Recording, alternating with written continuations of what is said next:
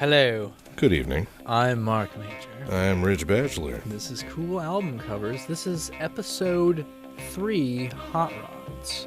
You know, Tuff, Saxes, and Twangy Guitars by Larry Wilcox and his orchestra was not at all, I suspect, done by Larry Wilcox, as noted, co-star of Chips. We'll have our secretary fact check that. Once she, like us, gets done smoking marijuana and drinking whiskey in the middle of the afternoon. I think this Larry Wilcox, an actual studio guy, composer guy, He's was tough. on the payroll and was just given assignments based upon the changing of the times. For instance, when surf music was in for 1 month, they probably said, hey, we need a surf album. And he came out with surf saxes and surfy guitars. And then the next month, they're like, well, you wouldn't believe this, but hot rods is the rage, and we got to get a product out. Now, here's the thing about this. Yeah.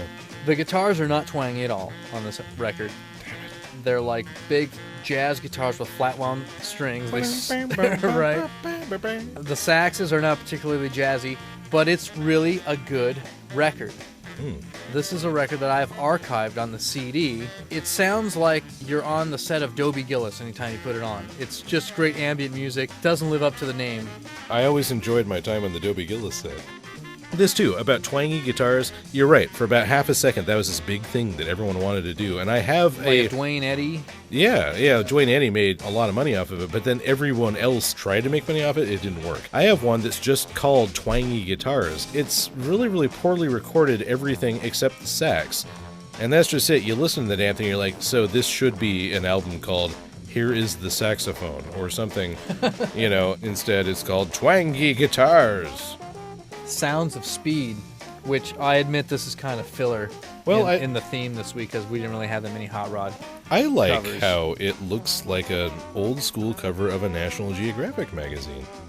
It's like Sounds of Speed magazine, Gilbert Grosvenor, president. It definitely looks like something from a library. It's on a jazz label, and I imagine that these guys were like, well, we need to cash in on Hot Rods. What do we got? We're like, we got recordings of Hot Rods. Go with it. Yeah, pretty much, yeah. What is that crap the kids like these days, Jerry What are they Cole? into? Dance parties? You own the damn thing. Have you listened to it? I have, and it is terrible. It's unlistenable. Noise jam. It's Industrial? unrecognizable background noise garage rock. Oh, well, and sometimes I like that, but that's probably not... It's really bland. Have read up on Jerry Cole, and apparently he's just a guy who you call in to put out a record. To this day, like, if you needed someone to whip up a popular music band for you, in, like, under a week, he could do that for you, and then he could make your grunge tribute party. Grunge tribute party with Jerry Cole Jr. And his Spacemen 3. Let's move on to this Surf and Drag. Now, this looks like it's from 63 or 62, right? Yeah, the Endless Summer. This is, in fact, compilation came out in 78 to capitalize on that Jan and Dean biopic that was out. Right. So this is a best of Jan and Dean and Beach Boys, and it's actually a really good compilation. In addition to those guys' hits, there's a bunch of filler material that's fantastic. The original Wipeout by the Safaris. The original Pipeline by the Shantays.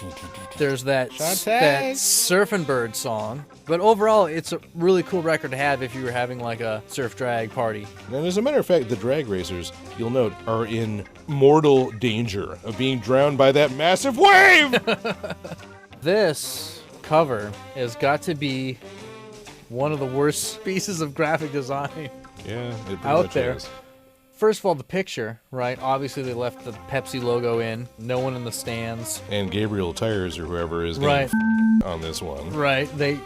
Then the guy went and took 3 sections of the dragster and enlarged them on the bottom, but the third one he couldn't fit in, so he flipped it 90 degrees. So you're looking at the ground is now running 90 degrees up and down in that third box.